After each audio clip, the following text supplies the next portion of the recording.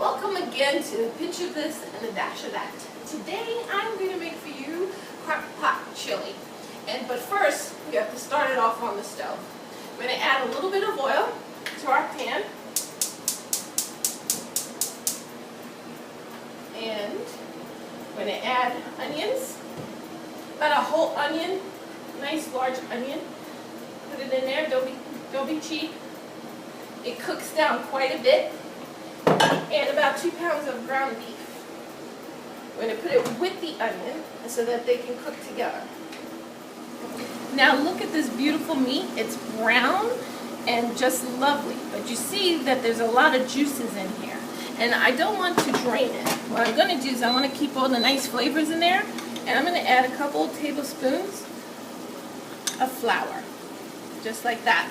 And incorporate that into the meat to dry up all those juices. Now you see that the juices are a little bit less in here, and it's all nice and tight. I'm going to put a can of diced tomatoes in here and incorporate that because it gives it lovely color, and little chunks of tomatoes makes it nice. And then I'm going to put a couple cans of regular tomato sauce.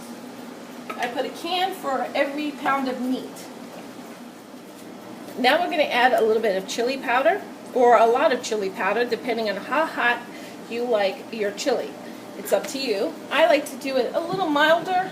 That way, if I have guests and they don't like hot stuff, then it's not too hot. And I just put a little bit of crushed red pepper, some regular black pepper, and some salt. Now that I've put that meat and the sauce and the tomatoes in there and I've seasoned it, I'm going to add some pretty bell peppers. These are green and red, but you can put any color pepper you want, just whatever is on sale. I'm going to incorporate that in here and just mix that up. It's going to cook way down. Also, I'm going to put a little can of green chilies. It has a little extra something to add to that. I'm going to mix that all up. And I'm going to let this simmer and cook on high. In about an hour, I'm going to taste it to see if the needs any more seasonings. The chili's been cooking for about 2.5 hours or so. You can have it cook longer, just on low instead of high, but we can speed it up a little bit. And now it's time to add the beans. I add the beans at the last part of the chili when it's almost ready, when there's about an hour left, so the beans don't get too mushy. You can use canned beans, or if you have leftover beans from when you make rice and beans, you can take that and put that into your chili. I like kidney beans. And I also like to use black beans. I like 2 beans option in my chili. I'm going to mix that all up. And then I'm going to taste it to see if it needs any more seasoning. Because you don't know what it tastes like unless you actually physically put it in your mouth and see if it needs a little bit more chili powder or what have you. So remember, always check your food as you go along. My chili is done.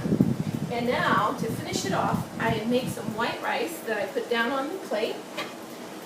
Woo! That's hot. I'm going to give it one stir over here, and I'll put some of my chili right over the rice. Now, if you like your chili really hot, you can add some hot sauce at this point.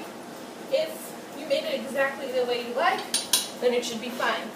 And on top of this, I'm going to add some shredded cheese. I love some shredded cheese on my chili. And to finish it off, a dollop of sour cream. So, this is a chili crock pot style. I hope you try it and enjoy it. Let me know how it comes out. And remember, have fun in the kitchen.